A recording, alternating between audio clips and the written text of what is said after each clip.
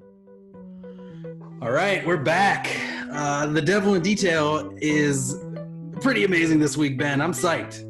Yeah, man, it's our 15th episode. Oh We've got a menagerie of guests. We can't wait to get into Devil's Mosque, Batman Grendel 2, Issue 2, Volume 1, that is. Hit me with that intro. Let's get into it. Get going. Ready to go. Fast and slow. Yeah. Vivat Grendel. It's like the devil is my best friend. On the roads with the pen to the fork end, or till time end. Like Orion, Jupiter my kin, bloodline private. We control the whole shit. The wolf won't beef, then we feast off the rip. Behold the devil in detail. Behold the devil in detail. All right, we're back. And without further ado, I just want to bring in our two extremely distinguished guests, Joe Matt and Matt Wagner. The just amazing. Let's bring them in. Joe and Matt. Welcome, guys. Hey, man. How's it going? Pretty good. Thank you guys so much for being here. No sweat, man. When was the last time you guys hung out? Fuck, yeah, when was it, man? Actual hangout, like, I don't know, 25 years ago, 30 years ago? Wow. Yeah. I see Joe occasionally at cons, but very, very occasionally. The last time I saw you would have been at Comic-Con, 2004, that summer. So 16 years ago, in other words? Wow. And you were standing right in front of me, and I didn't even recognize you. You came right to me, and I looked at you, and you were a stranger. When Eli and I had talked about how this episode might go down, we just thought we'd sort of put our feet up and you guys would talk and catch up and sort of take us through all the ins and outs of it. I think that having you here is really interesting for guys our age, because we met both of you metatextually in the Hero Defined and, you know, as teenagers. And then there was a moment I recall as a young man reading Peep Show where just like things sort of clicked into place, and I like, oh, I know that guy from something else. So it's a real trip to have you. Yeah, we have both appeared in each other's comics, so that's kind of neat, truthfully. That's true. And you guys met like a long time ago in college, right? We met in art school. Joe was in we both went to the Philadelphia College of Art. Joe was living in a certain housing unit, and I had a enormous big ass crush on this gal that lived with him. So I was over there, you know, trying my best with her. And Joe and I started talking about comics, and we realized we both love comics, and just struck up a friendship that's kind of lasted to this day, you know. And this would have been 1981. Yeah. We would have met October of 81. What were those original comics that you guys were like, oh my God, you like that too? It was like, what was that initial spark? I remember what we talked about initially. Can you? I don't remember. Because we were in art school, and it was a time when art comics weren't very accepted in art school. So the fact you ran into another guy at art school that was into comics was kind of a rarity, and you just felt like comrades immediately, you know. So Yeah, were you there doing might have like been, painting and design work as students, or like illustration-based everything. stuff? We were both learning illustration everything. majors. Joe, you were an illustration major too, right? I was, but our first year was just foundation, and we had a bunch of classes. I remember you and I had a sculpture class, as you recall. Oh yeah, which I was awful at. I remember you had a big slab of plaster that we were making reliefs out of, and you threw it to the ground and smashed it. And you're like, fuck this, give me a canvas. I don't remember that at all. That's a great story. Don't remember that at all? We made reliefs out of clay, and then we cast them in a mold, and we poured plaster into the cast. And when you open up the cast, it's a big mess. Yeah. And you were so disappointed with whatever you were doing, you smashed it to a million pieces. And then said, whew, that's a relief. I remember though the one. Then we moved on to figure sculpture, and we used an armature. Do you guys know what that is? It's like the interior skeleton of a It's Right. wire, so you can kind of pose it in the position you want, and then you sculpt the clay around that. Mhm. And we had a live model, and we had to sculpt that, and that was a big part of our grade for that semester. And I went in for my critique with my teacher, and he said it in front of him, and he said, "Well, you got about everything wrong that you could get wrong on this." And Oh so my my God. thoughts immediately returned to what Joe said there. Fuck this. Give me something I can draw on. I recall my own very few fine arts classes, and like I was in like my first oil painting class, and we're doing a figure, and the teacher just like looks at it and goes, "Oh, you must read a lot of comic books." It's like, oh, God. I never went to art school. I'm not classically trained in any way. I think it shows in my art, but How is the Zoom camera choosing which person to focus on? It's whoever's speaking at the Are you moment. controlling? yeah, it's Okay, whoever's whoever's speaking at the moment. Yeah. I see. And then on my end, I just have the four of us up so that when I'm editing, I can either go one way or I can just have all four of us, which I usually do most of the time. Incredible. This is just my second Zoom meeting, as you know. My first Zooming was when we talked briefly yesterday. Ah, yes. Anyway. That's great. You I know, mean, Dan, I think we started hanging out more in depth. Kind of. Had you graduated year. yet? Say that again. Second year, I saw more of you because I was dating that girl, Laura, that lived over that 1410 house. Oh, right. Yes. She lived there, and Ron lived there, and Yeah. you were hanging out there. Mike Leake was there. I think Bondo was there. Mm-hmm. So all the comic people found each other. Yeah. nice. Yep. We found each other through the school newspaper too, the Duckwork newspaper. Yeah, the guys that ultimately formed Kamiko did a small in-school paper called Duckwork, which was some school news, but just a bunch of duck cartoons then too. And my regular gig was doing duck-themed movie poster takeoffs. You know, so like I did Raiders of the Lost Duck and nice. Roller Duck and Duck Throat, starring Linda Lovedrake. I have those somewhere. I have those issues somewhere of that school Oh, newspaper. man. Do you really? Wow. Oh, yeah. And I think that publication or another duck parody has sort of come into mention in the circles Eli and I run in more than once. Is that the first place that you guys were published together, or were you guys making zines or any type were of? you in Duckwork? I can't Yeah. remember. Did you do anything for Duckwork? I don't remember. Probably not. I can't remember. But Who it knows? was they had given those of us that worked on this publication, they had given us a little tiny. So first of all, this art school was one giant office building in downtown Philadelphia. It used to be owned by Arco Petroleum, and Okay. they had sold it to the art school for $1 as a giant tax write-off. And Wow. so it was this like 25-story building, and so it's very much kind of set up like an office building. And they had given us this one tiny little side office off of a major studio area to use as quote unquote an office for this in-school paper, and that just became a kind of a gathering spot for the comic goons, like Joe was saying there. Joe, even though you didn't have anything published, I can remember you being there in the office and hanging out with us. I started drawing my own comics, autobiographical stuff, a year or two after college when I was hanging out with Matt, and we were both coloring Mage. He was at least halfway through Mage, and that was when I really began doing my own comics. Prior to that, I was just like into illustration, and I was very dependent on photographs. So I don't think I contributed to the school newspaper because I couldn't really draw a comic strip back then. Or at least I don't think I could. I don't know. But that's the time period that I was talking about there. So I had dropped out of school to start drawing comics.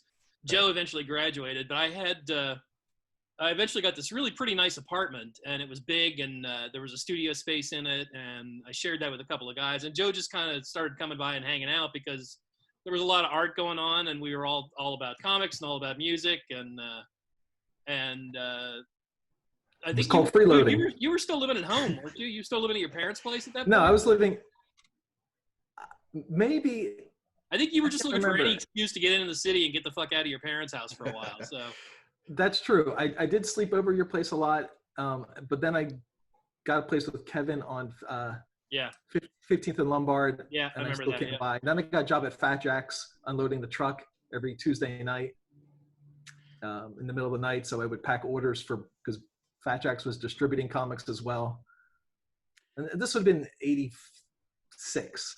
Something like that, yeah. Most of 86, we were hanging out big time right after college. What was the soundtrack to that era? I'm such a music head. I'm wondering, what were you guys jamming out to at the time? Well, it's funny you should mention Jam, because I was a big fan of The Jam, the British band, you know. Yep. A Literally lot of jamming Beatles, a lot of them, just the music of that era. Clash, Blondie. Paul Simon's Graceland, Elvis Played Costello's that a lot. Yep. Blood and Chocolate. Nice. Blood and Chocolate Chocolate. Elvis Costello's Blood and Chocolate. Played Yeah. that a whole lot. Yeah. The Liars. Graceland is such a good album. Timeless. Timeless. Graceland's murder. Oh my God. Graceland's so good. Yeah. But Matt, do you remember the band called The Liars? Yeah. Yeah. I think we saw them live at some place in Spelled Philadelphia. liars like the Greek instrument, not like I tell fibs. Ah. Right. Lyres. They were like a 60s garage throwback kind of band. Oh, nice. Yeah, they had like that Hammond organ, or if that's correct, Hammond. Kind of. Oh, They were yeah. great.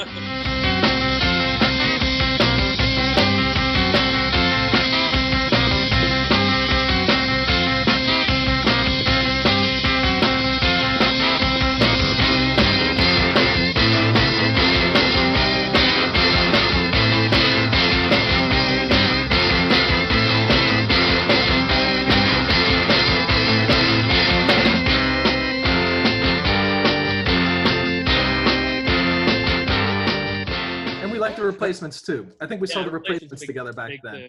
Yeah. Oh my God. Joe, can I ask when you came on to Mage and what that was like and all that?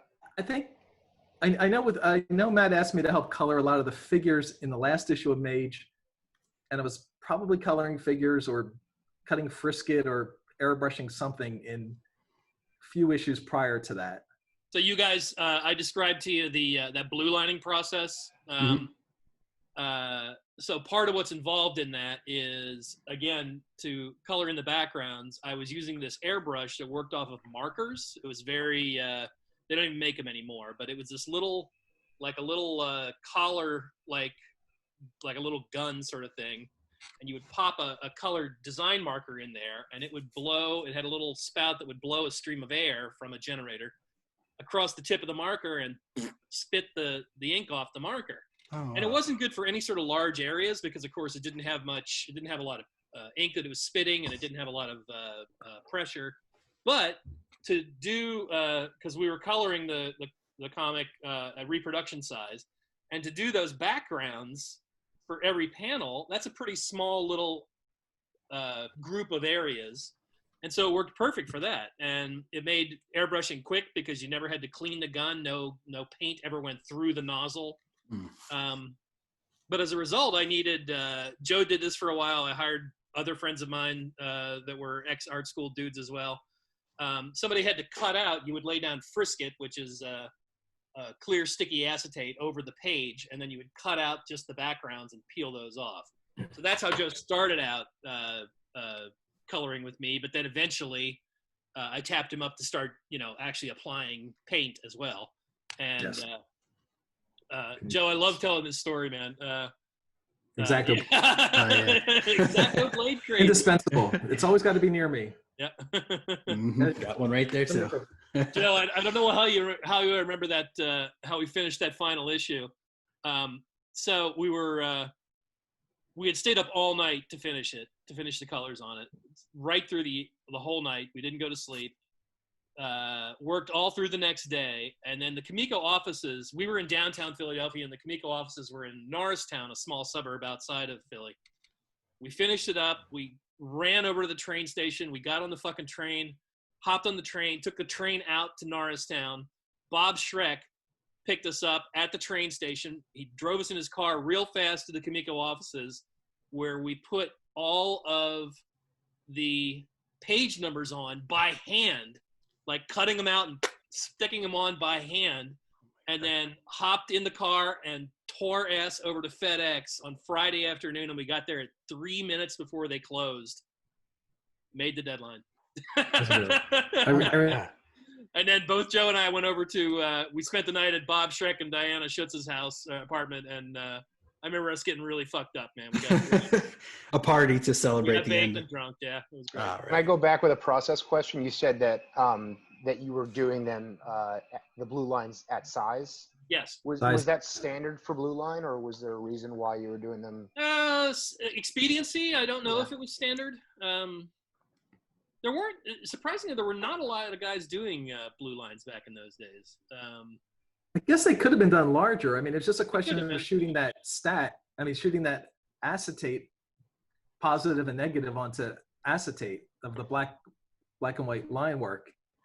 They could have been larger, but yeah, for some reason we did it. I think, you know what, Joe, I think we were doing it that size because you could choose whatever paper stock you wanted to put that blue, apply that blueprint to.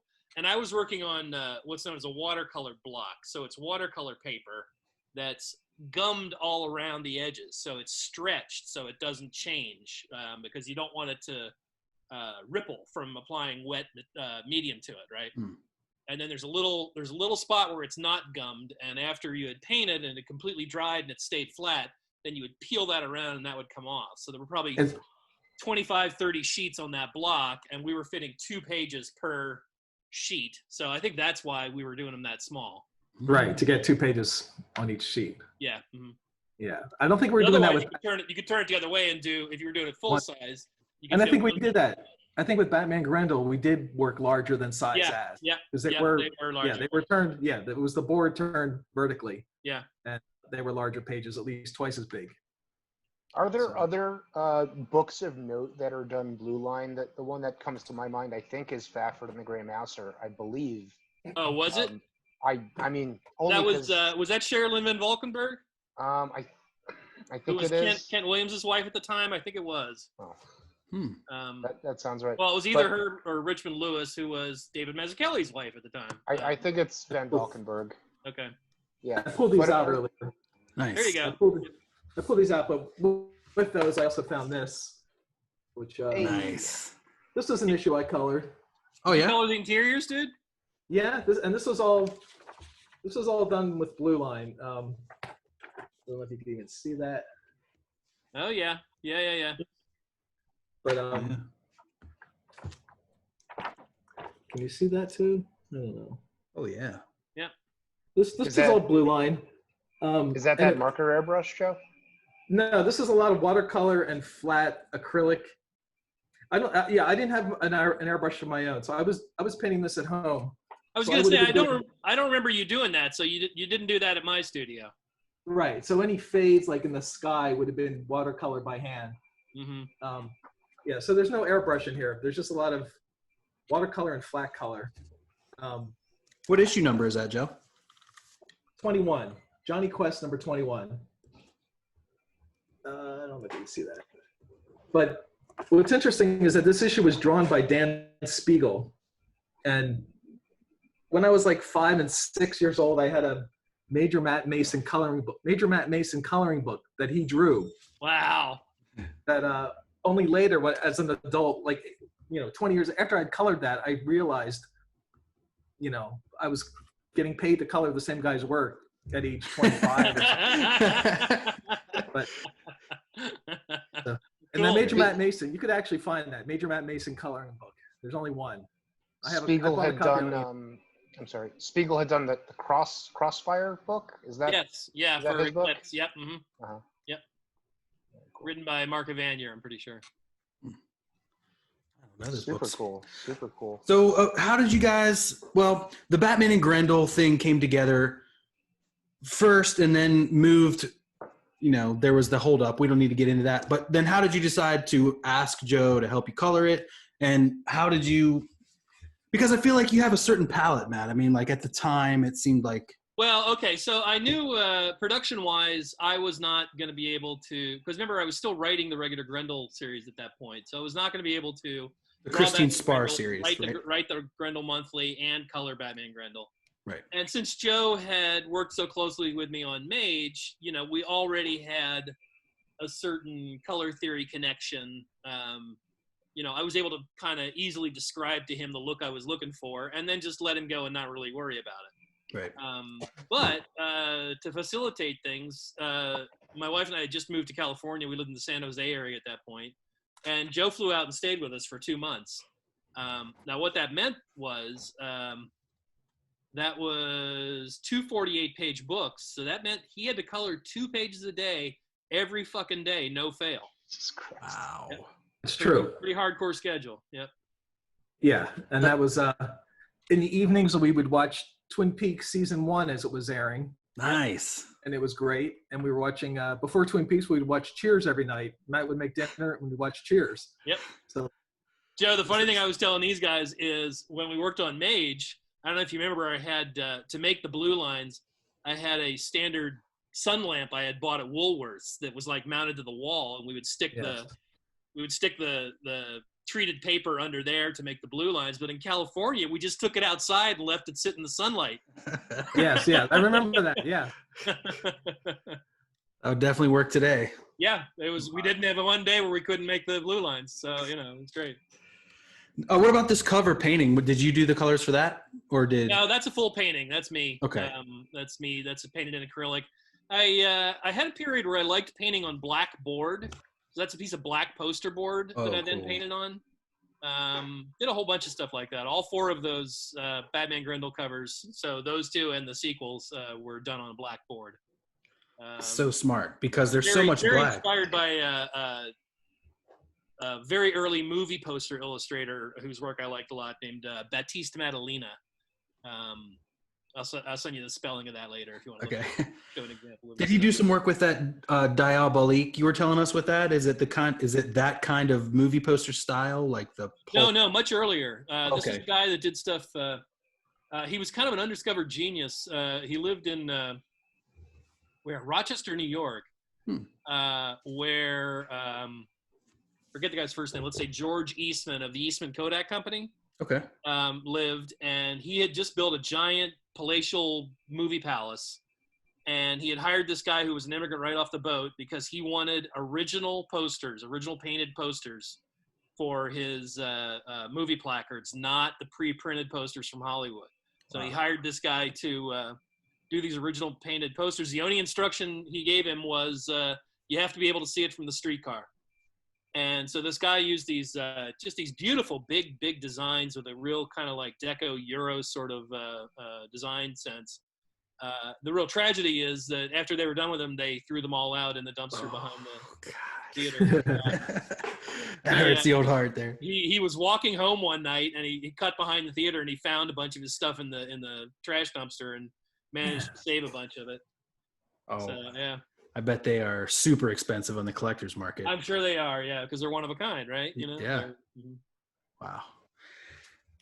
There's so much going on, especially in this second issue. There's so much beautiful color, especially, I mean, obviously this is such a beautiful image. Like the final battle in the museum. Obviously, we're going to get to that. Like, was there like multiple palettes that you were working with? And another thing about the color, that's so each character has their color and motif. Yeah. Which is so well done. Yeah. How did you just that was all stuff I remember us talking about, Joe. I mean, we definitely wanted a kind of a kind of Euro vibe, Yeah. I don't know if you could see this. I'll just say, like, who's this? Right. Is this Batman's narration? Like, whoever's narrating here is blue. Batman, yeah. So like, this narration's yellow. For Rachel. Mm-hmm. And we're deep. We're so deep in this. And the periwinkle was all those colors. The colors of, since this is all blue line, the colors of the narration boxes were like colored film. So I would quickly cut the colored film out with an X-Acto blade and stick it down. Jesus, a lot of the color, wow.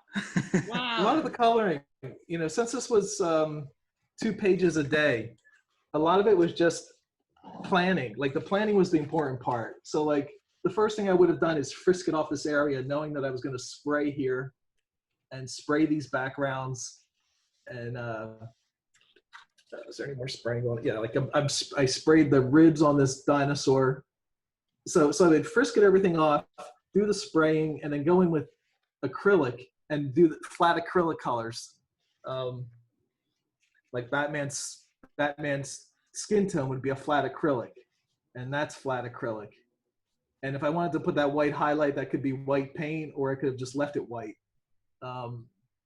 But a lot of it was just pre-planning. I would look at the black and white artwork, and we would discuss it, what Matt wanted, and then quickly carry it out, like right in front of him in the same room during that afternoon.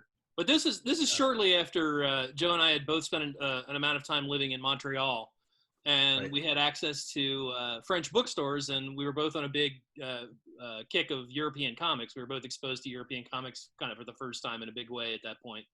And so we distinctly wanted a kind of Euro sort of vibe to the coloring, as opposed to a more primary based, by that I mean red, yellow, blue sort of look for that was prevalent in American comics at the time. We wanted it to seem very noirish and not very slam bang superhero-y, Oh, absolutely. And is that type of European art then what led Joe you to color Mobius? Is that like the Dark Horse people saw I never that? colored Mobius. Yeah, Oh, what? Wikipedia Joe, when did is you so do that? wrong. I might have colored a Mobius pinup. Let's see. Oh, what Somewhere was it in called? Mobius. I try to do my It's not research like here. Mobius. It's not like Mobius requested me. Yeah, It would have been Diana. Diana might have had like a Mobius pinup. Oh, that the needed coloring. exotics. It says Mobius the exotics. I wanted to show this something like that rug, the rug pattern. Oh, I would the have, rugs like, are huge. I would have sprayed the rug green, and then I would have gone in with colored pencil to make the pattern. mm-hmm. I was wondering about that. And something like the dirt kicking up here, all those white specks. Can you Yep, we can see see it. white Yeah. specks like in here? Those would be like you could put down with a brush little dots of rubber cement before you did the airbrushing. And then you could airbrush and then just rub off those rubber cement areas, and And it would they would leave remain white. white. Yeah. Mm-hmm. That was a lot of fun. And then there's some duotone or some like some of the dot work that's in the That's Batmobile. in and the stuff. line work, Eli. Oh yeah. Yeah, that's there in the line work. Yeah. Oh nice. Okay. So how about man. I'm looking at 29 of 2, the posters in Kelly's room. Maybe colored pencil over airbrush. Yeah, or, the Bowie poster. Yeah, those would just been watercolor. They could have been watercolor. Uh-huh.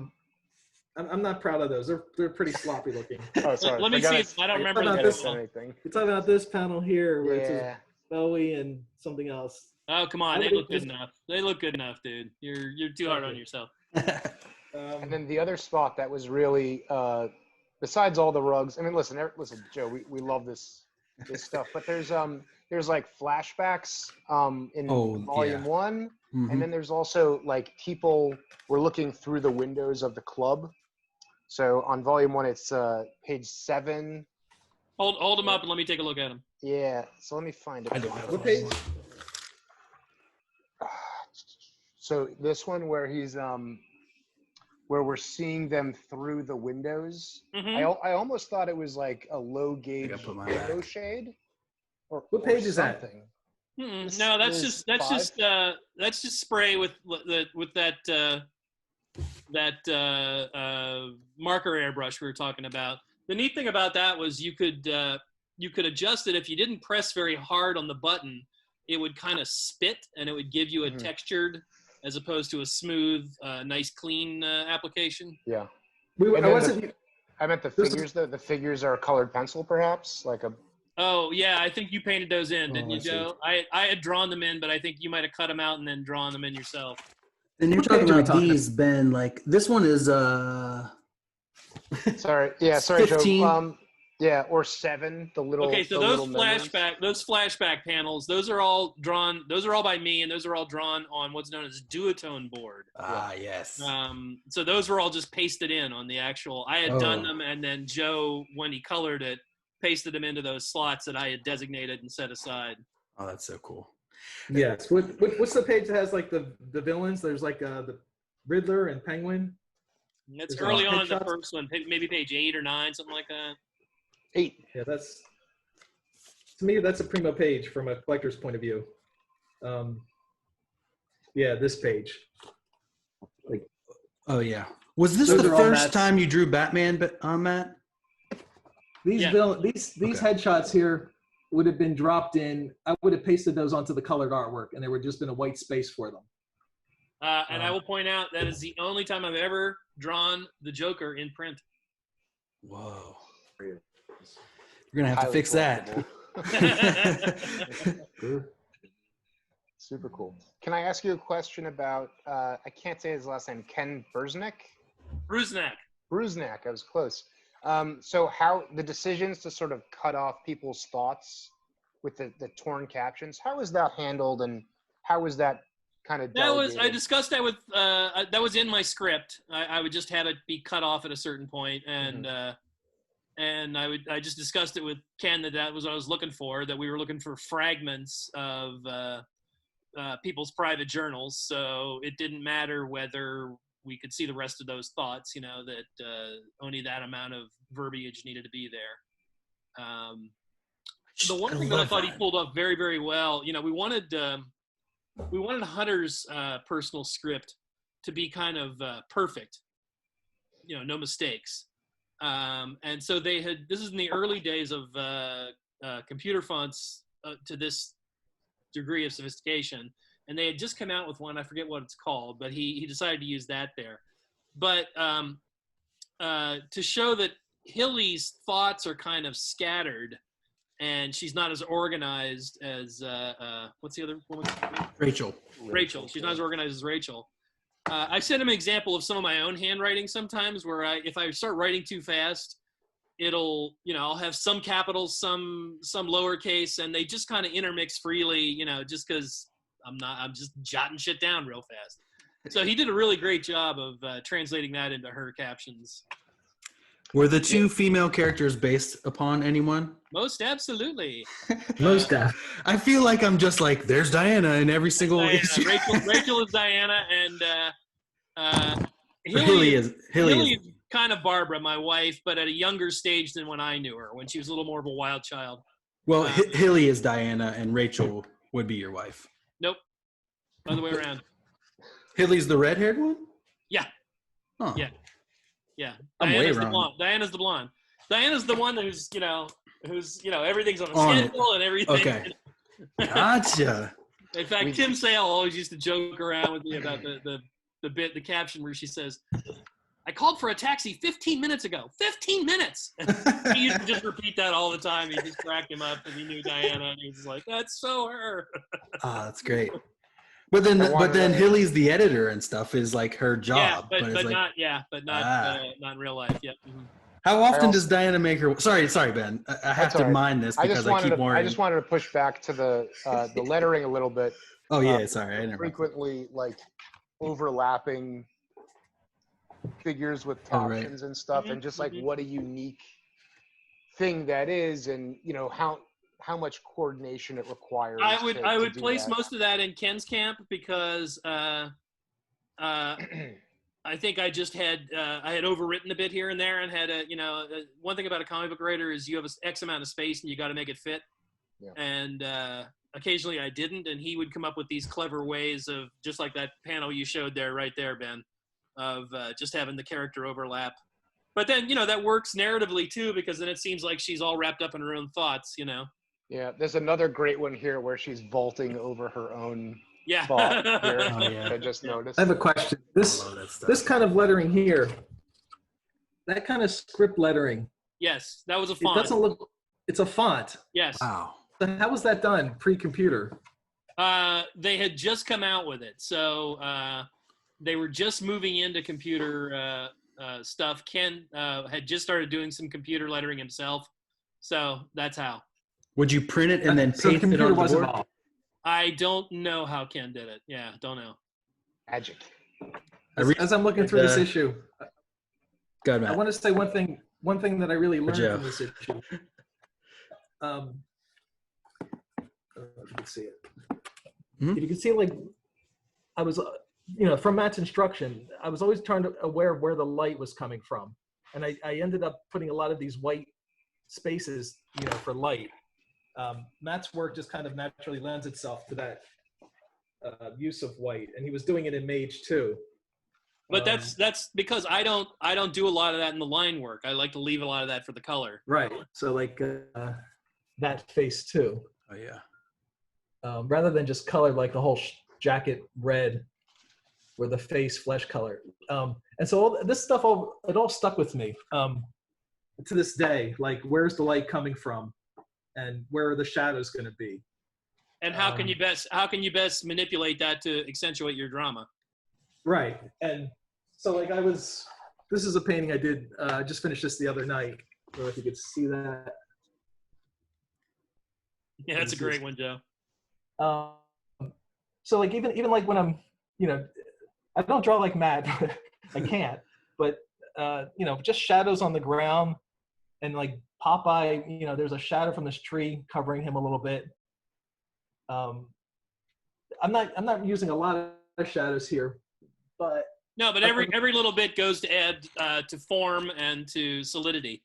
Yeah, and this is another painting that's not, I haven't inked this yet, but I just laid down all these flat colors.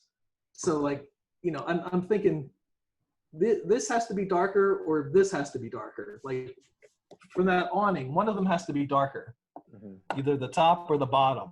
And I chose to make the top darker, even though the light might have been hitting it. But I had to choose one, and that kind of stuff all sticks with me. I mean, it was all a great learning process, just being around Matt and doing all this coloring. Yeah, you had done those Simpsons like toy paintings a few months back, and the volume was really like they really jumped off. Yeah, those did have a lot of solidity to them. Yep.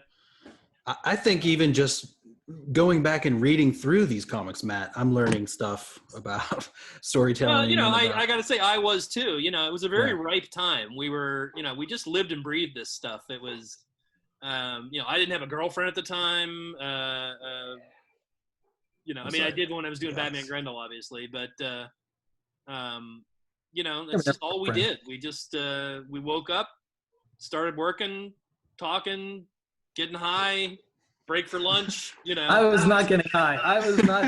I was not partaking of the weed. Joe never had the tolerance.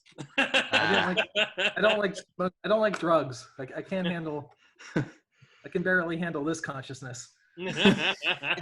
Having it altered.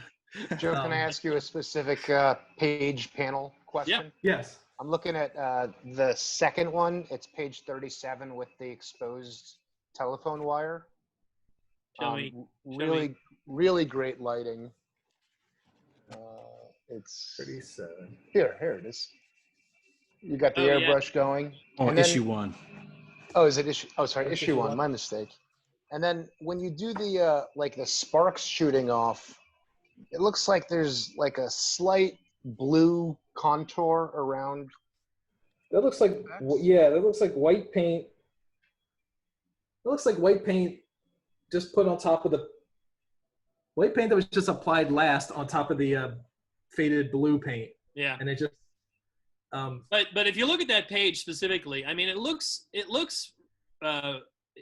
rich and it looks very full, but Joe utilized a very deceptive coloring style, because it's quite simple, but he used everything so effectively that it looked much fuller than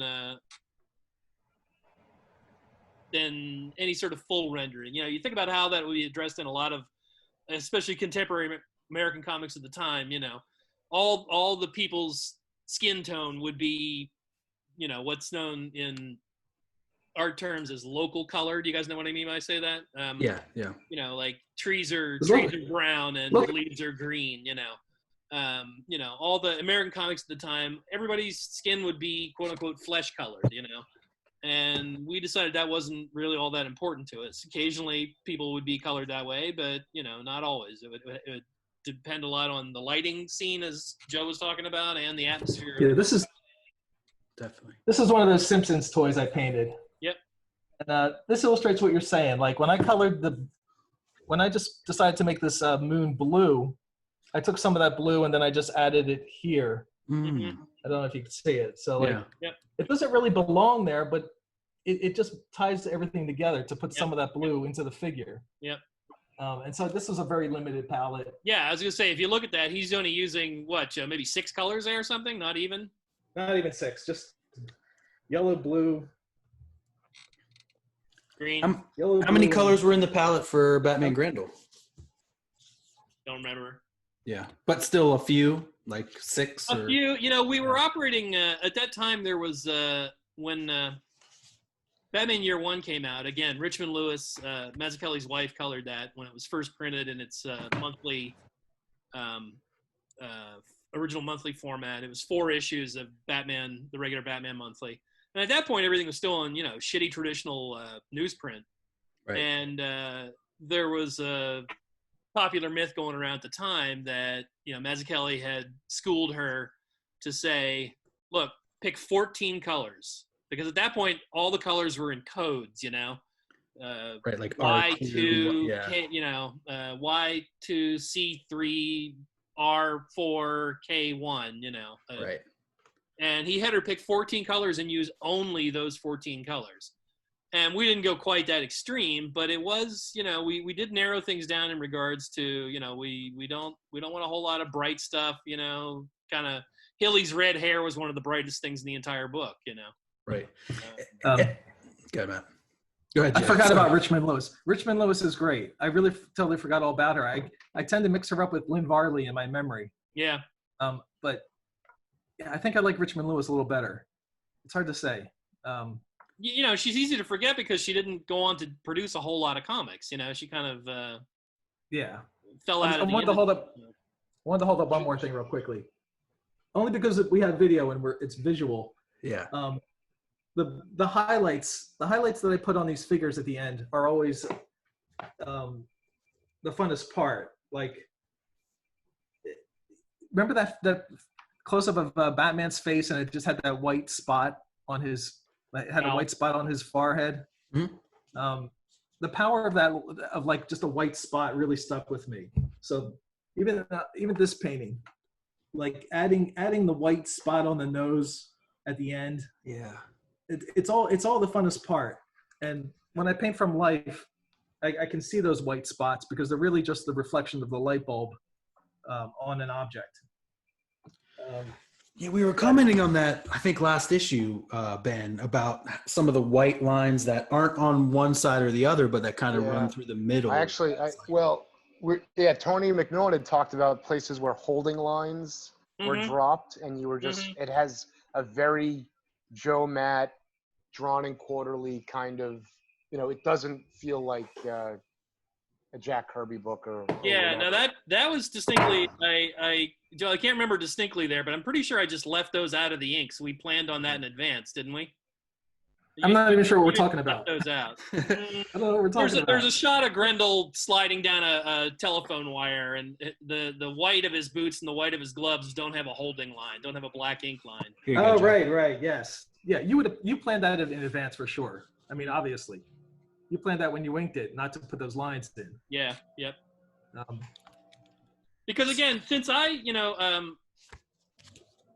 when I was first working on Mage and everything really started to click for me, and I started to figure out what was going to become my style and my approach to things, the color became such a significant factor. And so I was always thinking ahead with color, that aspect Joe was talking about there with the side light and everything. Again, the fact that I didn't over render faces. If you look at a lot of contemporary comics, they draw in a lot of the lighting. Like, for instance, Jim Lee, most popular comic book artist in America. He draws in all the lighting, all of it. And the coloring just becomes almost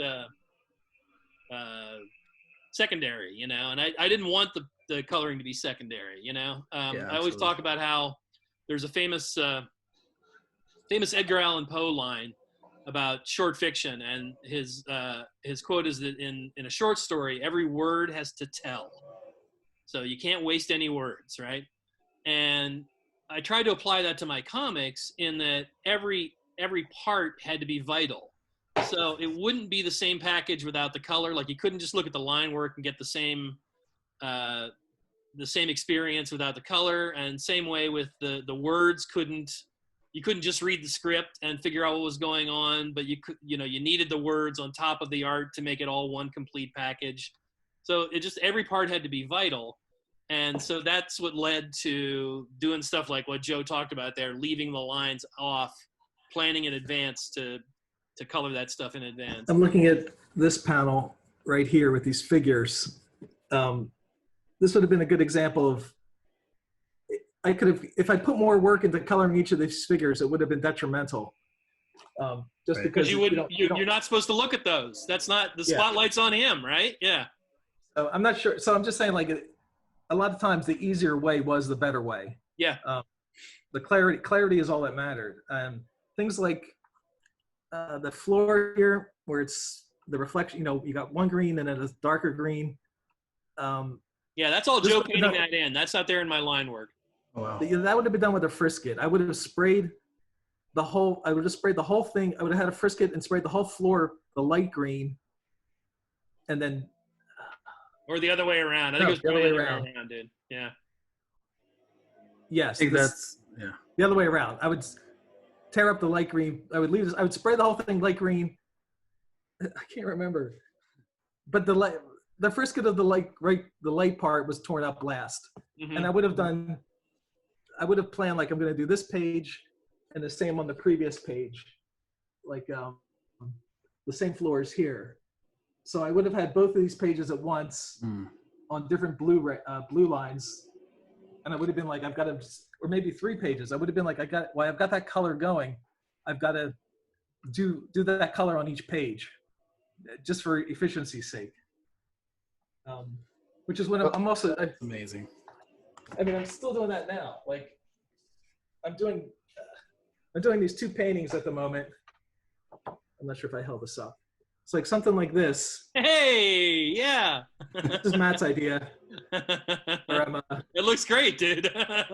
I'm sorting through stuff, and this is the keep pile, the maybe pile, and then there's like a little pile that I'm gonna sell with 2 books and a little toy. But as I'm mixing these colors, I'm like, I might as well not waste the paint and use the same colors and throw them on this painting as well. Yep.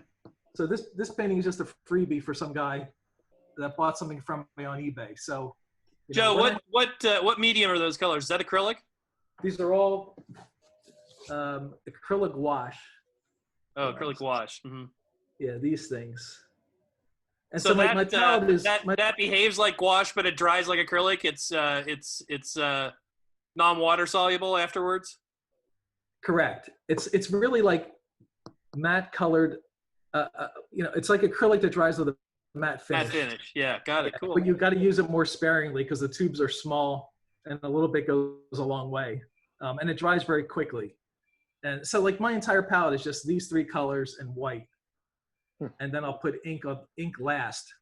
But, it's just coincidental that, like, the lessons that I learned from coloring this, are still being used today, which is like, keep it simple, limit the palette, think about shadows and light, just concentrate on clarity. And like I said, if you've spent a bunch of time mixing up this blue for the pants, you might as well, use the same blue and do these pants too, because you just wasted 10 minutes mixing it. Yeah. And there's going to be a little left over in the dish anyway, so you want to use it. Yeah. Yep. I'm exhausted. You can tell by that one painting that Joe, I mean, you speak about the lessons you learned and how you incorporate them later. I mean, I think any artist, any creator would say the same. I mean, everything right. that works for you sticks in your head, and you never let go of it. You never forget it. Hopefully, and it continues. And yet I still don't feel. That said, I still don't feel like I know what I'm doing. No, dude, I don't either, man. Like, this was just acrylic. This is like the underpainting of an acrylic painting, and I couldn't blend the colors. Like, this is not finished. I abandoned it because I was practically in tears because it's not oil paints. I'm like, I can't blend the colors. They're drying too fast. I really should. But now I'm more secure in the inking. Like, once I can get to the inking stage, I can polish it. But, Yeah, But I'm what always- Joe said there about the fact that he still doesn't feel like he knows what he's doing, that sense of mystery and uncertainty, I think, is very vital to any artist to continue throughout their life. Even at my stage, the many number of years, the hundreds of pages I've drawn and stuff, every time I sit down at a blank page, that little awful fear runs through my head, which is it going to work this time? Because you never know. I mean, It does, but the fact that you have that fear and uncertainty is what drives you forward. Is what you have to conquer that and stride ahead. I think of John Lennon when after the Beatles broke up and he did that live concert in Toronto with Eric Clapton. Solo concert. It's on vinyl. It's pretty terrible, but I read that John Lennon, right before he went on stage, he threw up backstage. He was so nervous that he threw up. And this is like 1970. It's like after the Beatles. And I was like, what the hell does he have to be nervous about? Yeah, He was John Lennon. Exactly. Yep. Lennon, for Christ's sake. Yep. But yeah, the weird thing about art is you have so many options. I'll show you another painting that's... And you can learn from the mistakes sometimes, too. Oh, you have to learn from the mistakes. The mistakes are the best things to learn from. Yeah. Absolutely. This is a different approach, too. This is just paint, and there's no line work. Really? The forms really come through on those. Yeah, that's a beauty, dude. Yeah. But, wait a second. I also, I wanted to draw comics in here. I penciled a bunch of panels. You can't see them. No, but this paper was too shitty to ink on. The ink would bleed a tiny bit. Oh, so yeah. I penciled a shitload of pages, and I just had to abandon that dumb book. But it's more that paper stock's more accepting of paint. It takes paint better than ink. It does, especially when you lay down a ground. Once you lay down, cover the whole page with paint, you're just painting on top of paint. Yeah. Mm-hmm. Mm-hmm. But I'll tear that book apart someday and get scans or something. Oh, nice. I like the idea of keeping the book intact, but there's no reason to. Yeah. Are you working on anything new, Joe? Like a new peep show, or are you still working on that? I'm working on right now I'm just doing commissions, but I do have pages. I don't know if you can even see this. I hope to have another issue out for the first time in 15 years or something. Another issue, 32 pages or 36 pages of comics. I have 12 more pages to ink. This is one of those 12 pages. It's a vignette approach. So this is a 4-page thing called Perv. I don't know if you can see the pencils. Can't see the pencils hardly at all. No. A little bit. A little, yeah. The pencils. This is just about. I don't even want to talk about it. I look so bad in this. I'm not even. But I'll show you what an ink page looks like. Just give me 1 second. Joe will testify. I give him shit on Facebook all the time. We chat quite a bit on Facebook, and I'm always giving him shit to sit down and get the fucking work. I just want to say the fly on the wall aspect of this conversation. Just like hearing you guys talk about all this art philosophy and practice and material stuff. Like, I could just put my feet up, and I have a lot of, Matt, you're here, and I have so many nerdy questions about Canon and Stacy, and is the Michael Jackson parallel on or off, but I won't ask any of those questions. I just want to hear you guys. I have a good question. The art stuff. I have a good question for Matt, which is, what would you tell your 20-year-old self if you could go back in time?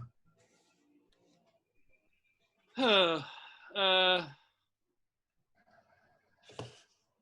see. I'm trying to remember what I was doing at 20. I wasn't drawing comics yet. I think Grendel came out in 81. I was in college, and I was kind of bored. Yeah, Joe, I don't know what I'd tell myself. I think I did a lot of the right things. So at that point, 20, that was 81. So I was going to, this is before I went to the art school where I met Joe. I did 2 years at a liberal arts university in Virginia, a place called James Madison University. It's a huge, huge Virginia university. The absolute best experience I had there was I worked on their school newspaper, and it was unlike the little duck rag we did at the Philadelphia College of Art. This was a big award-winning student newspaper. It came out twice a week. It was very rigorous. It was probably, I don't know, let's say 40 pages. The circulation was something like 25 to 30,000 copies that would just show up twice a week on campus. It was free to the students. So I did a comic strip for them in every issue. So that was 2 comic strips per week while I was still in school. But then I also was their graphic artist, which meant that the night they went to press, which was Wednesday and Sunday night, I had to show up at the offices, the newspaper offices, around 9 o'clock at night. They already had that issue laid out. And wherever they had a dead spot, they had no copy, no ad, no photo, I had to do a fill-in illustration. Sometimes it was paired with an article, you know, sometimes it wasn't. Sometimes it was something I really wanted to draw. Like they did an article, Dungeons and Dragons was hot at that point. I played Dungeons and Dragons. So they did an article about D&D on campus and I got to do a nice big illustration for that. But the point is, I couldn't leave till all that shit was done. It took me usually till about 3 a.m. every time, from about 9 o'clock at night till 3 a.m. And so very first time in my life that I wasn't drawing because I wanted to, I was drawing because I had to. And that was just invaluable. It was like being in boot camp, you know. Additionally, I got a 1-credit A for that and about $35 a month, which back in 1980, I just felt like I was on top of the fucking world, man. Yeah. It's funny you should say the word boot camp is what coloring Batman Grendel felt like boot camp. Yeah. I never worked so hard. Yeah. I never worked so hard and consistently for 2 straight months in my entire life. Yeah, well, and the key was you had a return air ticket. So you were getting on a plane at a certain point, and you had to have that fucking thing done before you left. So, True. Matt, were you also working at such a rigorous pace, penciling and inking the pages, 2 a day, or what was it? I can't remember. Was everything done, or was I still working on? I think I was probably still working on the final issue while you were starting the first one. Yes, I think you were. Yeah. But Matt's always worked hard. You work every day. You work like a son of a bitch. Yeah, I do. I don't. I never. I was going to say if I could talk to my younger self, I would tell myself, don't get started watching pornography. Well, I was going to ask, you haven't written a peep show in 15 years. I was going to say, how has the advent of Pornhub changed the way that you go about writing? It has, but I'm not going to talk. I don't want to talk about it, but I do have a page. I have some pages here. I'll show like how big they are. Oh, beautiful. I think this appears on. I put this on Instagram, but I'm doing these vignettes. Like this is like a 4-page vignette where this girlfriend and I just fight. You're such a douchebag. I saw one. And, so I had this other. This is also on Instagram. You probably can't read it, but this is a 4-page thing about HBO and my meetings there. About like the cartoon for Peep Show? It was going to be a live action show, not an animated show. But that was back in 2004 and 5. So Joe, this was around the time of the success of the American Splendor movie too, probably, right? So that was probably what spurred that on. Yeah, it was right after American Splendor had come out. HBO was talking to me and Harvey Picar, trying to decide which one to go with. And they chose me, and apparently he was very upset, which is ridiculous because I made very little money. I got a really crummy deal. It was barely worth it. Did they ever do a pilot or anything? No, we wrote a pilot, but it was live action, and nobody had, there was no vision. There was no, I didn't have a vision. Neither did my friends working on it. I really think that it could work. Now, I would prefer to approach it now like an animated show. Like I was gonna say, I think the live action is what threw it. Live action because you needed to. If you have the animation, it doesn't. The sense of absurdity applies, whereas in live action, it would seem like an odd mesh, Yeah, and they wanted to incorporate animation with live action, which is like the kiss of death. Mm-hmm. You can't merge the two. Like nobody's done it successfully. The P-Car movie, the American Splendor movie, is about as good as it got for combining very limited animation Right. in the context of that movie. They broke down all these like things in that movie though, storytelling techniques and bringing you out of the narrative into the interview. Yeah. So everything kind of worked because nothing was by the book. Joe, who were you co-writing that with? Who was your writing partner? David X. Cohen from right. Futurama, and Donna Carey, who HBO liked and was pushing at me. And Donna Carey went on to do Little Bush and Bored to Death and I don't know, some other stuff. Little Bored to Death, I think the Ted Danson show. I've never seen it. Jason Schwartzman and Zach Galifianakis. You'd actually like that. It's great. I haven't seen that. But what kills me is, at one point I was asked if I wanted Larry Charles as a showrunner, who I was like, huge. I should have just like passed out and said, God, yes, of course. Yeah. But they were like, if you want him, you don't get to meet him. You don't get to approve him. Just say yes or no. There's no meeting. And so I passed on him. And then like the next year he puts out Borat and rakes in $1 trillion, and it kind of had a few more years. And, I spent a lot of years out on the streets, just sticking my hand in the garbage cans because I would grab lottery tickets. I would grab lottery tickets to enter into the Second Chance online. And what the fuck's that? The Second Chance. I don't play the lottery, so I don't know anything about it. What's that? Give me 1 second. Give me 1 second. Matt, it's so funny that Joe and I get along because we are obviously cut from hugely different swaths of cloth. But opposites attract, I guess. So. Yeah, sometimes, yeah. Yep. Go ahead, Ben. Sorry, I cut you off there.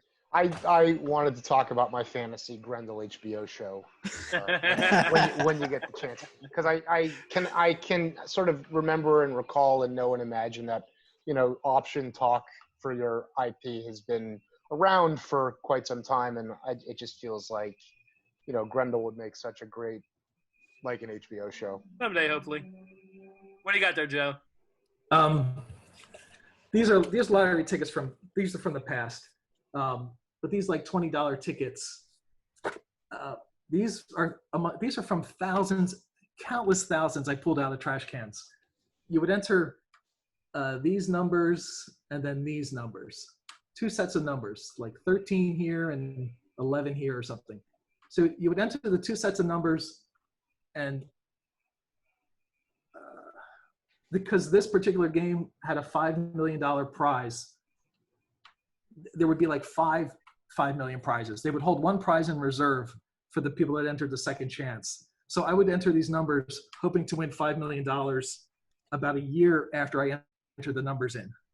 And so I would try to stack the deck by entering thousands of entries, because a year later when the game was dead and they gave out one more $5 million prize, it was dependent upon how many people had entered. And you would see that number. You would see like, oh, only 2 million people bothered to type in the numbers. They might have been. I'm sorry, this is really boring. But I mean, it's interesting. No, I'm just it's fascinating to me because I told Joe I've never even held a lottery ticket. I've never bought a lottery ticket. So Joe, have you ever won anything off these? Like any cash whatsoever?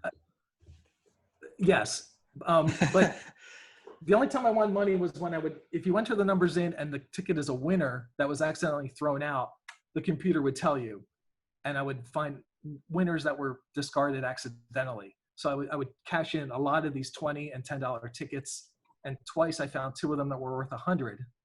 But all of this was a desperate gambit to try to win $1 million or $5 million, which would have bought me a house.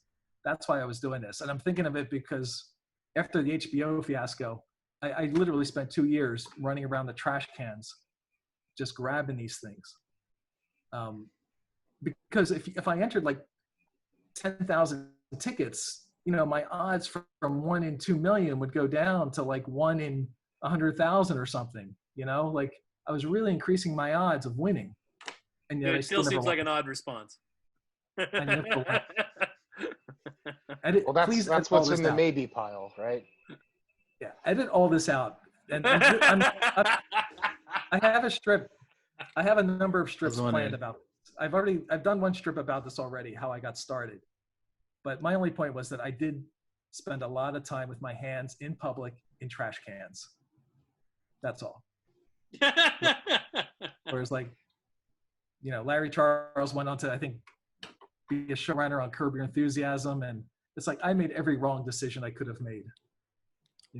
But and that's something you could have told your 20-year-old self too. Don't be such a picky fuck when it comes time for your show. that's true. Would you have rather have made these wrong decisions and not got a cartoon or live action show, or have gotten a live action show that you hated? But I guess you the still would latter. have made money. Yeah. I would have preferred to have just made money. That's all. That's the only reason I even moved to LA. Yeah. I would prefer to make money. I only moved here on the chance of making money.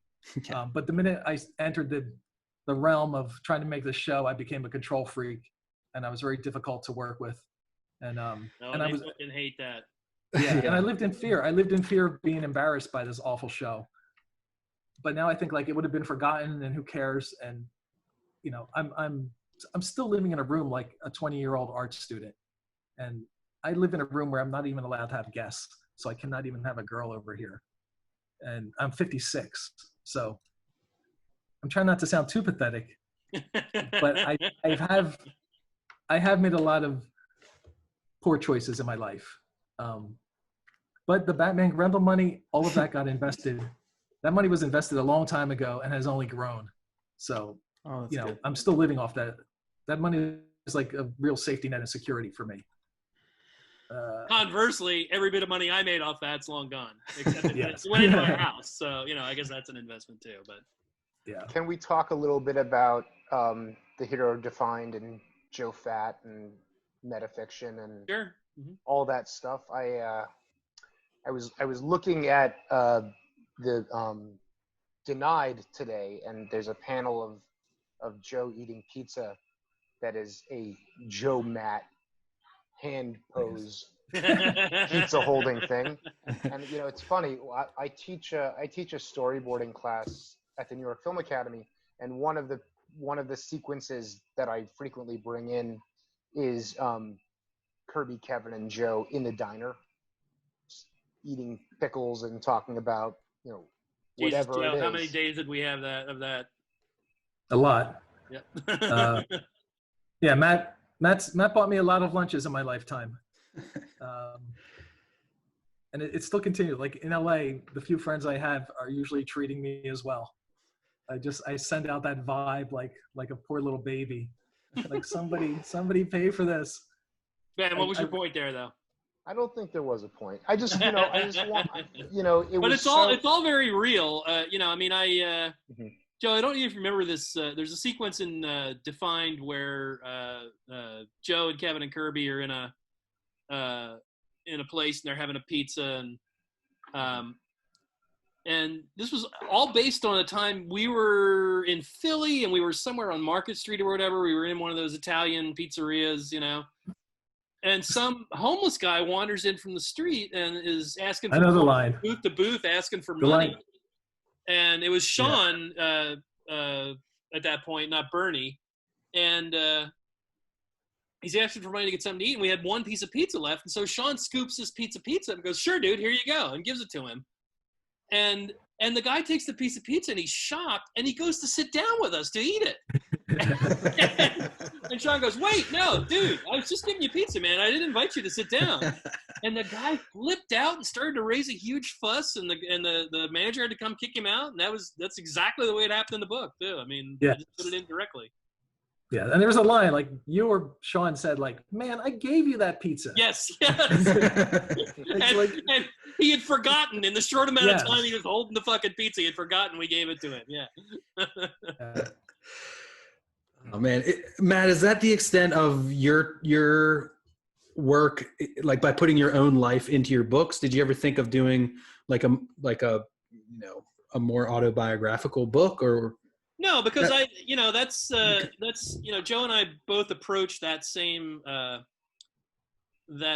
story motif in two different ways. Joe, I will tell you, I know for a fact that Joe does fictionalize his own life to a certain degree. But he's much more down to earth and warts and all, whereas mine's woven into this kind of like fantasy allegory, which, huge motifs. For instance, when Kevin's bat blows up, it blows his hair off. Right. I mean, whereas Joe's his hairline would slowly be receding in his own comic, whereas mine just went boom in a magic explosion all at once. So we both approached that narrative in two completely different fashions. So no, that's I tell mine my way, he tells his way. Both are amazing, but I gotta tell you, Joe, I think it's super strong that you put so much of yourself in your book. And you said you might be embarrassed about the show or something like that, but it's like I'm not embarrassed about anything. I regret making shitty decisions, poor decisions, but right. I remain a creature with no shame. Like putting my hands in trash cans in public was not a hard thing for me. Even with cute girls walking by, I'm like, I would be thrilled to find a stack of discarded $20 scratch. Discarded lottery tickets. I'd be like, all right, a bunch of 20s, not 5s or 2s, but a stack of 20s. And I could give a shit about what anyone was thinking. But Joe, talking about being embarrassed about your what would have been the show based on your comic, there's an old quote that's attributed to Raymond Chandler where somebody was interviewing him in his home, and they said, "Oh, Mr. Chandler, it's such a shame what Hollywood has done to your books." And he pointed at the bookshelf across the study and said, "Hollywood hasn't done anything to my books. They're there on the shelf, same as the way I wrote them." Yeah. Yeah. Sure, that's a good line. Yeah. I was going to mention too the pizza incident that you just described. I interpreted it too in a way because in the Jam Color Special, I have Gordon. Is that his name? Mm-hmm. I have the guy giving a bum a slice of pizza and walking away, and he's just saying, "I love it." Yes, I remember that.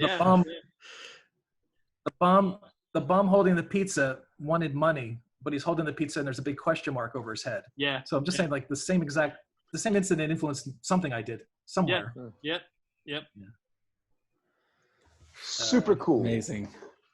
I think we'd be remiss if we didn't mention Ben is a big Gasoline Alley collector. He loves his Sunday strips, and I hope my research is right on this, Joe, that you're also a collector of that. Oh, it doesn't come any bigger Gasoline Alley fan than Joe. Yes. I noticed the Gasoline Alley Sunday right behind you. I figured. Ben. Yeah, they're there just for you, Joe.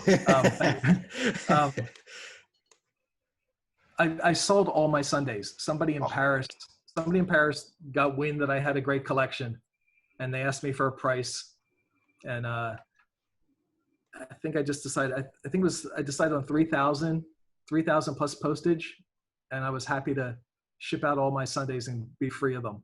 How do you feel now? Do you regret it, or do you still feel okay? No, I love getting rid of shit. I'm drowning in crap. And I think I said that, like, I had about 80 comic boxes of stuff that's now about 40. So I've whittled down my book collection to like 50%. So yeah, still trying. You're still trying. Yeah, still trying. Even today I was looking at Frank Miller's Dark Knight Deluxe, which collects the first 2 Dark Knights. Yeah. And I was just rereading it right before we started talking and thinking I could let this go. Like, I don't need to hang on to this any longer. Whereas Batman Year One, I will never part with. I don't think I will. But I just parted with Goodman Beaver. I parted with Goodman Beaver by Kurtzman the other day. For you finally sold that? The signed edition, yeah. The signed hardcover? Yeah, I got 100, and I was fine because every page is just one big panel, which was a big turnoff. Mm-hmm. And I just sold 4 Gasoline Alley books, these Skizix hardcovers that were just like children's books that were illustrated, which also weren't comics. So when things are comics, I tend to let them go. Joe's a comics purist. We talk about this all the time, where I tend to have a broader interest space, but he's pretty laser focused on comics. Are you currently reading like anything newly published, Joe or Matt? Matt, you want to go first? I just based on something Eli had said, I picked up those Ed Piskor X-Men volumes. They were a lot of fun. Right. Neat to see. I'm not a giant X-Men fan. It was neat to see somebody who was so obviously such a mega fan, given the opportunity to do his own extremely personal history of it, what else did I like recently? I love that, God, what's the guy's name? I forget the artist's name. That Silver Surfer Black? Oh, Tradmore. Yeah. God, that was beautiful. Beautiful, yeah. And it was, and the story was so cosmic and trippy. It really lived up to the premise, and loved it. Really enjoyed that. Yeah. Man, you did that pinup of Galactus and Silver Surfer. Whew. Oh yeah, no, that was just a con sketch. Right. Yeah, that was my phone background for a long time. Somebody, an old friend of mine, Dean Mullaney, who used to be publisher at Eclipse. Eclipse. Has worked for IDW for a number of years, and he just sent me. He put together the new reprint editions of Hugo Pratt's Corto Maltese. So he sent me the first 6 or 7 of those. I'm anxious to dive in back into those.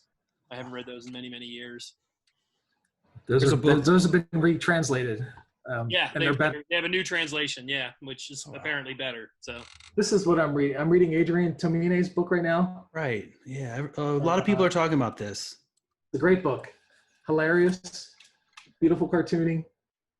And it's an autobio story as well, right? Yeah, they're a bunch of vignettes, and I love it. This is the last book I actually paid cash for right off of a rack, like right off the rack in a bookstore. What comic shop do you go to here in LA?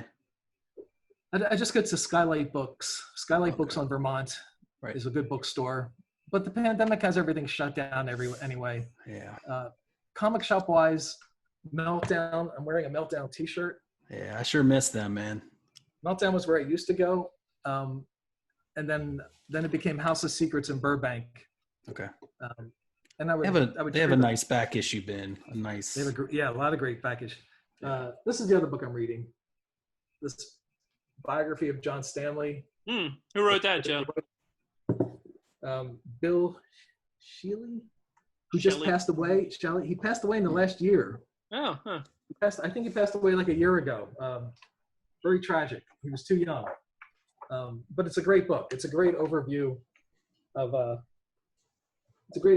John Stanley's life. I haven't even got to it really. I'm only a few pages in. But I'm so interested in the cartoonist life in like the 40s, 50s, and 60s. I read this Basil Wolverton thing that Fantagraphics put out that's got all these letters from him to his publisher and all these. Mm-hmm. Oh yeah, it's so interesting. Oregonian. Oh yeah. So interesting. Joe, have you seen? I get this. I occasionally, Diana's doing translation work now, and she will sometimes, if she has extra copies, give me what she's done. Have you seen Inside Mobius? Yes, the 3-volume hardcovers. Yeah.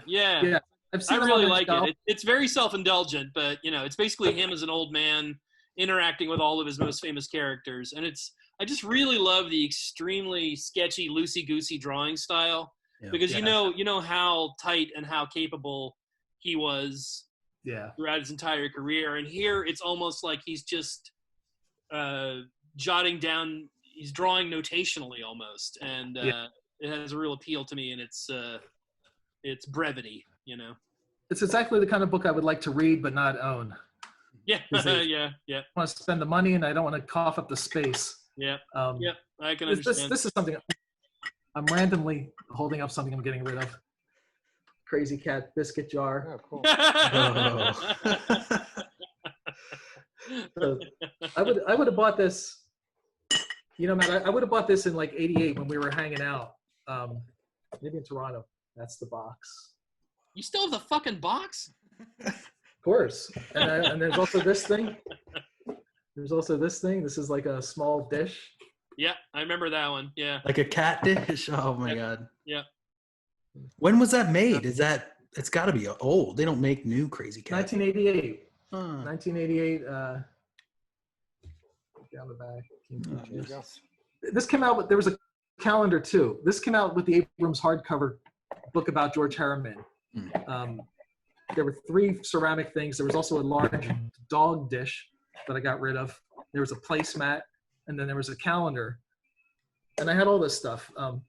But I'm now at the point, like, if it's not a book that I love, if it's not something like this Adrian book, if it's just a ceramic object, it's got to go. It's got to get the hell out of my. Because Purge. The purge is in full effect at Joe's house.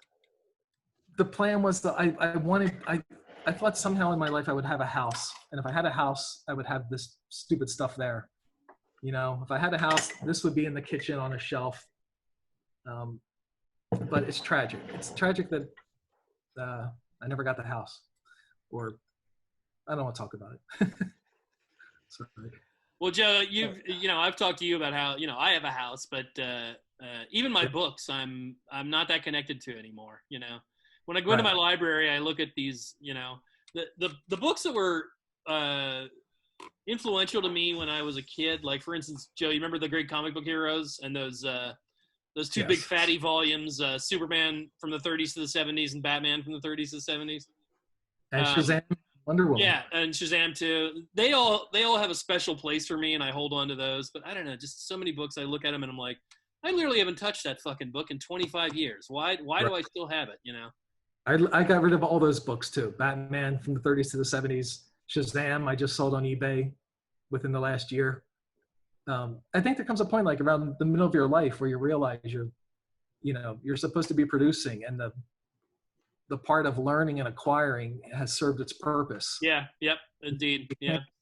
You can't just keep, you got to start worrying about your legacy more than. And he's absolutely right. That's what's feeding my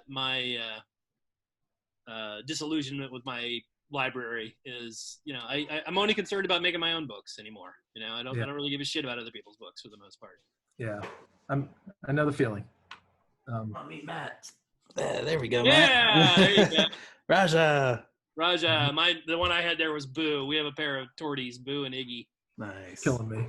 Can I ask a few more questions about me. your books, Matt? Yeah, so go ahead. So I did want to just sort of talk about the idea of crossovers and canon and how that fits together. This Batman story feels like a significant chapter in Hunter's short career. Mm-hmm. When you did it in the early 90s, I think it was the first time you'd revisited that character since Devil by the Deed, I believe. It was also the first independent crossover with Batman. First independent character to crossover with Batman. Of course, they've done a lot of that since, Mm-hmm. But at that Superman, point, Madman was right it was after. A real oddball thing. I don't know if I ever told you guys the story of it originally started out to be a completely different story.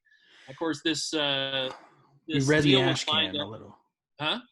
We read in the ash can that there's like a little bit of an interview with you, and you talk about it was going to be a female Grendel or something. It was going to be a female Grendel because this deal was cut shortly after the success of the Panda Brothers run.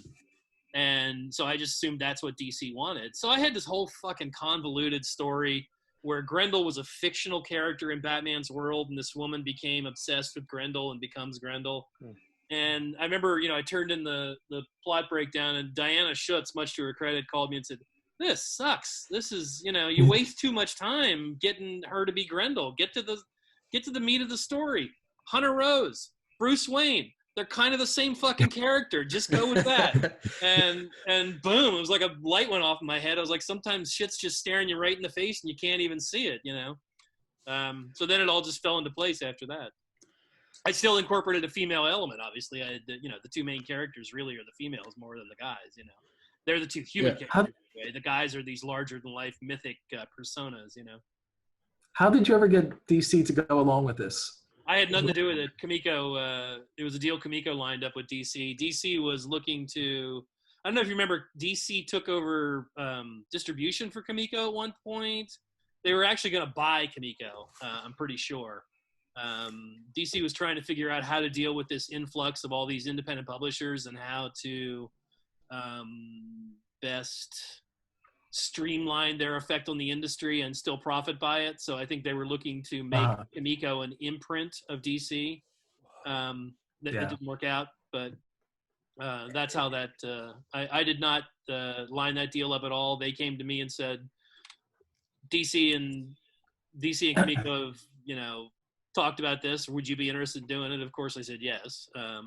Was it off of any of your demon work? Were they like psyched on the demon work? And no, I don't think so. It was more the success of Grendel, and Yeah. that was right after Mage was done too. It was pretty hot period for me. I was quite the rising young star. Was Grendel such a significantly better seller than Mage? Yeah.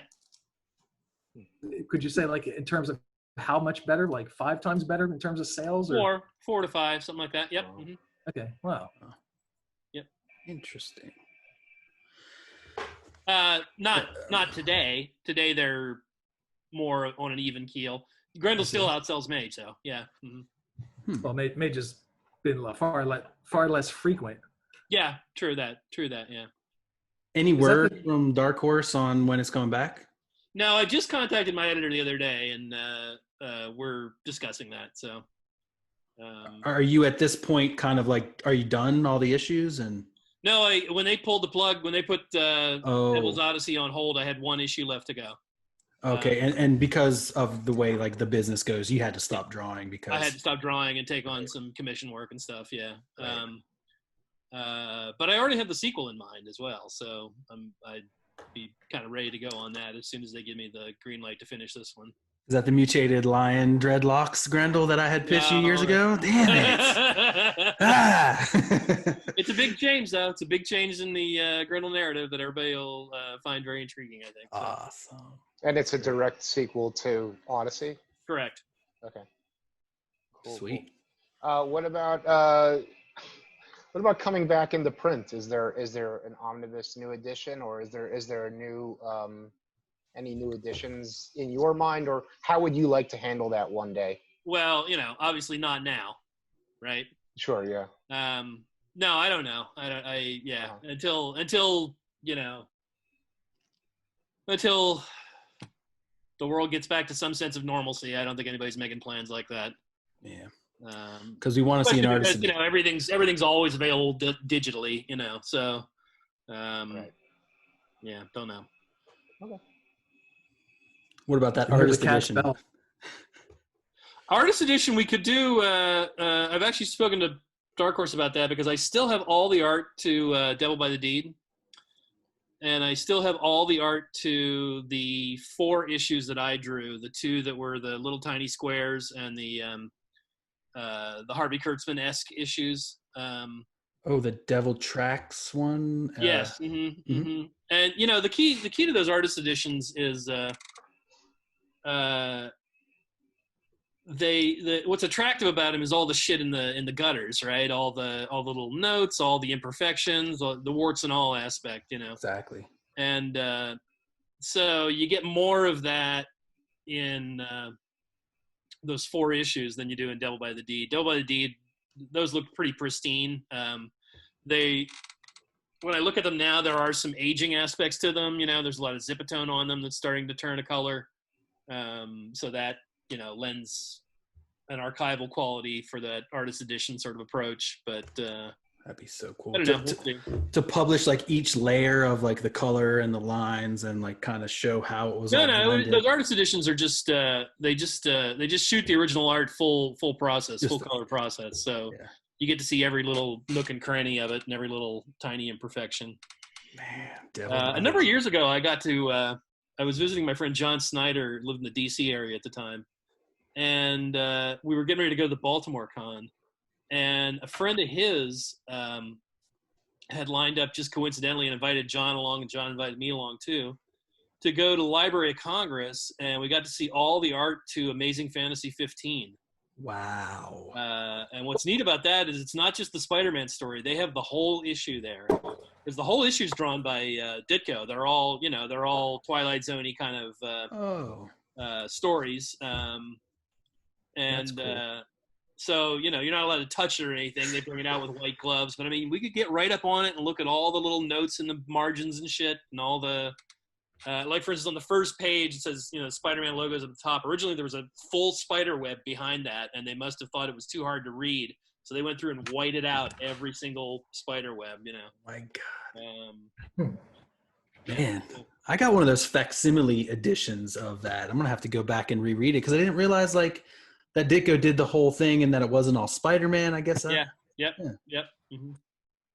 All that Ditko stuff. This Kirby Monster Bus. Oh, There's 2 man. volumes of this. There's 2 volumes of this of all that Ditko stuff too. All of Ditko's Tales to Astonish and Amazing Fantasy. All of Ditko's short I pulled stories. one of are- these out from like a 25-cent bin, and this has Ditko stuff in it too. He did all Yeah. types of And- stuff. John pointed out to me that it almost feels like the decision to make Spider-Man a superhero, was almost seemed like a last-minute thing, because other than him wearing that costume, it fits in with the Twilight Zone sort of aspect. It's like the boy who became a spider. Right. He's bit by a spider and he gets spider powers, and he learns a moral lesson. It's almost like at just the last minute they decided we need a superhero, put him in a costume. Much like the first Ant-Man story. Does he have no the first costume? It's And that was also in like Journey to sorry. or They were doing insects. Tales to Astonish. This was Suspense. Oh, This is yeah. a So he's beast got no boy. costume, right? He just got this shrunk isn't down. Sorry, this is just someone who gets captured by bees. But the same thing happens with ants. I mean, Ant-Man is just a scientist who shrinks himself down and starts living with the ants. Right. And Spider-Man, I feel like it was just, let's take another insect and mix it with somebody. Yeah. Yep. It's a winning combination. Yep. Hey guys, Awesome, my computer's about ready to run out of juice here, so we better wrap this Yeah. up. Thank you guys so much for coming. It was really great. Like Ben said, the fly on the wall, just listening to you guys kind of reminisce and talk about it. And I mean, it's we amazing we insights. chatted all over the fucking place. It's gonna be hard to edit. I'm sorry, but Oh, I'm not taking a word out. It's all good. I do want to ask, Hunter Rose, Michael Jackson, Shine Shine or Nish Nish? What do you think? I don't get what you're saying there, Ben. What? Well, I see a lot of parallels between Hunter and Michael, and I battle this. he doesn't like it. In sort of someone who didn't get a chance to have a proper childhood and wants to protect. okay. Not in the crazy way. Yeah, come on. Hunter just grew up to kill people as opposed to licking little boys' anuses. Right. So besides that part, it just seemed like someone who is so at the top of their game, who he works hard, but he's also brilliant at what he does, and Androgynous. And life and fluid and Sure. Yeah, I get it. Yeah, good mark there, Ben. All right. All right, sweet. Eli hates it when I say that. I like there's something better Yeah. Great guys. Thank you so much. Joe, Hey, I'm Joe, sure good when bud. when the world's better, I'd love to take you out to lunch, man. Well, thanks. I'm there. All right. Thank you guys again so much. Thanks for the amazing work. And Matt, I'm Thanks sure for we'll letting me talk to you babble. again. Oh, of Thanks for course. letting me I did hog the cameras, or I did take a lot of time just babbling. perfect. So, Loved That's it. exactly what we wanted. Yeah, Thank you man. guys. but I talked over you, Matt. All right. Later. Thanks so much, guys. Bye-bye. Vivat Grendel. Keep on Yeah. Grendelin.